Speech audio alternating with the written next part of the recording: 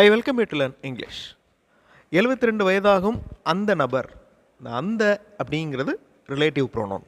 அதே மாதிரி இதுதான் அந்த வீடு எனது அப்பா கட்டியது. இந்த அந்த அப்படிங்கிறது ரிலேட்டிவ் ப்ரோனவுன். இதை பற்றி தான் இந்த வீடியோவில் பார்க்க போகிறோம். I welcome you to the channel சென்டாக்ஸ். Spoken English videos, English grammar explanation வீடியோஸ்லாம் இந்த சேனலில் அப்லோட் பண்ணியிருக்கேன். ப்ராக்டிஸ் பண்ணிகிட்டே இருங்க, கண்டிப்பாக டெவலப்மெண்ட் இருக்கும். ரிலேட்டிவ் ப்ரோனவுன்ஸ் கொஸ்டின் வேர்ட்ஸை வச்சு அதை குறிக்கலாம். அதாவது 72 வயதாகும் அந்த நபர் இப்போது ஓய்வு பெறுகின்றார். The person who is 72. இந்த ஹூ அப்படிங்கிறது ஒரு கொஸ்டின் வேர்டு, WH கொஸ்டின். இந்த இடத்துல ஒரு ப்ரோனவுனாக ஆக்ட் பண்ணுது. Who is 72 retires now. இதுதான் அந்த வீடு எனது அப்பா கட்டியது. This is the house which. அந்த விச் அப்படிங்கிற வேர்டு ஒரு ரிலேட்டிவ் ப்ரோனவுன். அது எதை குறிக்குது? வீடை குறிக்குது. This is the house which my father built. Human பீயிங்ஸ்க்கு ஹூ, ஹூம் இந்த ரெண்டு வார்த்தைகளையும் யூஸ் பண்ணலாம். பொருட்கள் திங்ஸுக்கு விச் யூஸ் பண்ணலாம். அதே மாதிரி தேட் பொருட்களுக்கும் யூஸ் பண்ணலாம், பீப்புளுக்கும் யூஸ் பண்ணலாம். Graham Bell is the man who invented telephone. இந்த இடத்துல கிரஹாம்பல் அப்படிங்கிறவரை அந்த ஹூ அப்படிங்கிற வார்த்தை குறிக்குது. Graham Bell is the man that invented telephone. So that அப்படிங்கிற ரிலேட்டிவ் ப்ரோனவுன் பொருட்களுக்கும் வரலாம், பர்சனுக்கும் வரலாம். ரெண்டு சென்டென்சஸும் ஒரே மீனிங்கை தான் கொடுக்குது. Graham Bell is the man who invented. Columbus discovered. The invented, discovered ரெண்டுமே கண்டுபிடிக்கிறது தான். என்ன டிஃப்ரென்ஸ்? இன்வென்டட் அப்படின்றது புதுசாக ஒரு பொருளை கண்டுபிடிக்கிறது. இதுக்கு முன்னாடி இல்லாத ஒரு புது பொருளை கண்டுபிடிக்கிறதுக்கு இன்வென்ட் அப்படிங்கிற வார்த்தையை யூஸ் பண்ணணும். Noun form invention. ஏற்கனவே இருக்கிற ஒரு பொருளை கண்டுபிடிக்கிறது. இந்த இடத்துல இருக்குது அப்படின்னு சொல்கிறதுக்கு டிஸ்கவர். ஸோ இன்வென்ஷன் வேறு, டிஸ்கவர் வேறு. இன்வென்ஷன் புதுசாக ஒரு பொருளை கண்டுபிடிக்கிறது. ஸோ இங்கே ஹூ அண்ட் ஹூம் ரெண்டு கொஸ்டின் வேர்ட்ஸும் பீப்புள், அதாவது ஹியூமன் பீயிங்ஸை குறிக்குது. Which for things, that for people and things. ரெண்டுக்குமே இந்த தேட் அப்படிங்கிற வார்த்தையை யூஸ் பண்ணலாம். எனக்கு நன்கு படம் எடுக்கும் ஒரு மொபைல் வேண்டும். ஐ வாண்ட் அப்படின்னு அந்த சென்டென்ஸ் ஆரம்பிங்க. எனக்கு நன்கு படம் எடுக்கும் ஒரு மொபைல் வேண்டும். இந்த வாக்கியத்தில் நீங்கள் ரிலேட்டிவ் ப்ரோனவுன் யூஸ் பண்ணணும். இப்போ மொபைல் அப்படிங்கிறது ஒரு பொருள். அப்போ திங்ஸுக்கு எந்த வார்த்தை யூஸ் ஆகும்? விச். ஸோ விச் அப்படிங்கிற ரிலேட்டிவ் ப்ரோனவுனை யூஸ் பண்ணி இந்த சென்டென்ஸ் எழுதுங்க. வீடியோவை பாஸ் பண்ணிவிட்டு ஆன்சர்ஸ் ட்ரை பண்ணுங்கள். ஆன்சர் ஃபியூ செகண்ட்ஸில் டிஸ்பிளே ஆகும். இங்கே ரெண்டு டைப்பில் ஆன்சர்ஸ் எழுதியிருக்கோம். I want a mobile which tax good photo. I want a mobile that takes good photo. இங்கே விச், தட் இந்த ரெண்டு வார்த்தைகளுமே ரிலேட்டிவ் ப்ரோனவுன்.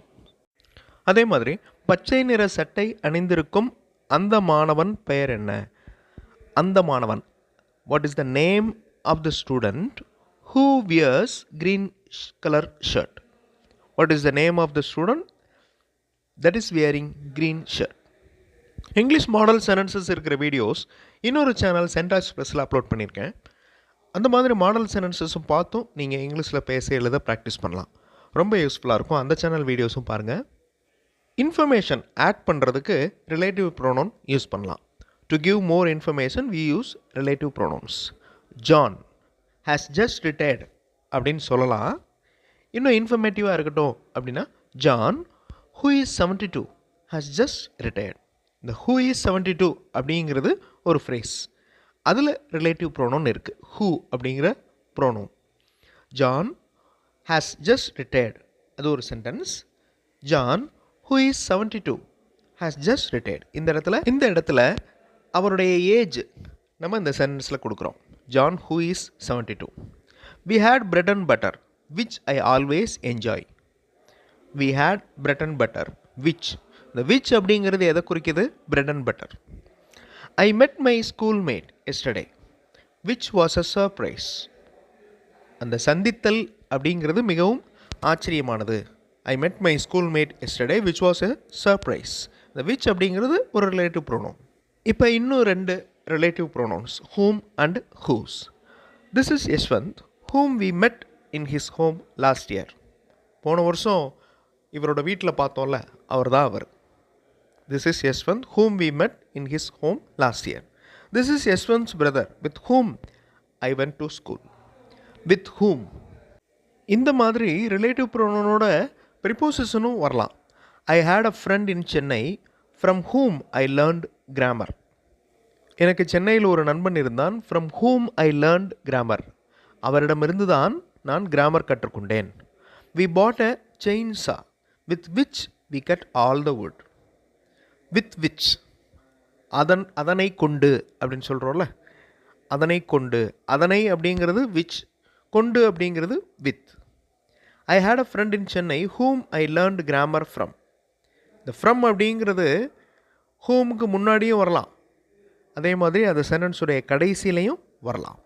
இந்த ரெண்டு வாக்கியங்கள் மேலே ரிலேட்டிவ் ப்ரோனோனோட சேர்ந்து வந்திருக்கு ப்ரிப்போசிஷன்.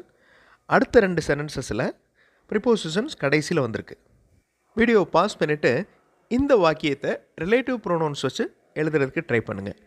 எனக்கு இந்த கல்லூரியில் வேலை பார்த்து கொண்டிருக்கும் ஒரு விரிவுரையாளரை தெரியும். விரிவுரையாளர் அப்படின்னா இங்கே லெக்சரர். இந்த வாக்கியத்தை ரிலேட்டிவ் ப்ரோனோன் வச்சு எழுதுறதுக்கு ட்ரை பண்ணுங்கள். வீடியோ பாஸ் பண்ணிவிட்டு ஆன்சர் கண்டுபிடிங்க. ஆன்சர் ஃபியூ செகண்ட்ஸில் டிஸ்பிளே ஆகும். I know a lecturer who is working in this college. இந்த ஹூ அப்படிங்கிறது அந்த லெக்சரர் குறிக்குது. அதுவே அந்த இடத்துல I know a lecturer working in this college அந்த மாதிரியும் சொல்லலாம். ஓகே, அந்த ரிலேட்டிவ் ப்ரோனோன் இல்லாமலும் நம்ம சொல்லலாம். பட் ரிலேட்டிவ் ப்ரோனோன் யூஸ் பண்ணி சொல்கிறது தான் exactly correct. I know a lecturer who is working in this college. நாங்கள் மிகுந்த விலை மதிப்புள்ள ஒரு சைக்கிளை வாங்கினோம். வீடியோ பாஸ் பண்ணிவிட்டு இந்த ஆன்சரை ட்ரை பண்ணுங்கள். கண்டிப்பாக உங்களால் ஒரு ரிலேட்டிவ் ப்ரோனோன் யூஸ் பண்ணி சென்டென்ஸ் எழுத முடியும். ட்ரை பண்ணுங்கள், கண்டிப்பாக முடியும். ஆன்சர் ஃபியூ செகண்ட்ஸில் டிஸ்பிளே ஆகும். வாங்கினோம் அப்படிங்கிறதுனால இது பாஸ்ட் ஃபார்ம், அதாவது கடந்த காலம். We bought a cycle which is very costly. Which அப்படிங்கிறது ஒரு ரிலேட்டிவ் ப்ரோனோன். இது கொஸ்டின் வார்த்தை தான், பட் இந்த சென்டென்ஸில் ஒரு ரிலேட்டிவ் ப்ரோனோனாக யூஸ் ஆகுது. அதே மாதிரி இந்த விச்சுக்கு பதிலாக தேட்டும் யூஸ் பண்ணலாம். ஸோ இந்த தேட் ரெண்டுக்குமே யூஸ் பண்ணலாம். அதாவது பர்சன்ஸ், ஹியூமன் பீயிங்ஸுக்கும் தேட் யூஸ் பண்ணலாம், பொருட்கள் திங்ஸுக்கும் தேட் யூஸ் பண்ணலாம். We bought a cycle that is very costly. Okay, இங்கே ரெண்டு சென்டென்சஸை ஒன்றா சேர்த்துருக்கோம். ஸோ இது கன்ஜங்ஷன் மாதிரியும் இது ஆக்ட் ஆகுது இந்த ரிலேட்டிவ் ப்ரோனோன். இந்த விச் அப்படிங்கிறது ஒரு கன்ஜங்ஷனாகவும் ஆக்ட் ஆகுது. We bought a cycle it is very costly. ரெண்டு சென்டென்சஸ் அதை ஒன்றா மாத்திரப்ப விச் யூஸ் பண்ணுறோம். We bought a cycle which is very costly. Relative pronoun பற்றி இந்த வீடியோவில் பார்த்தோம். அடுத்த வீடியோவில் இன்னொரு இன்ட்ரெஸ்டிங்கான கிராமர் எக்ஸ்ப்ளனேஷன், இன்ட்ரெஸ்டிங்கான கிராமர் எக்ஸசைஸோடு பார்க்கலாம். தேங்க்ஸ் ஃபார் வாட்சிங் and thanks for your valuable comments.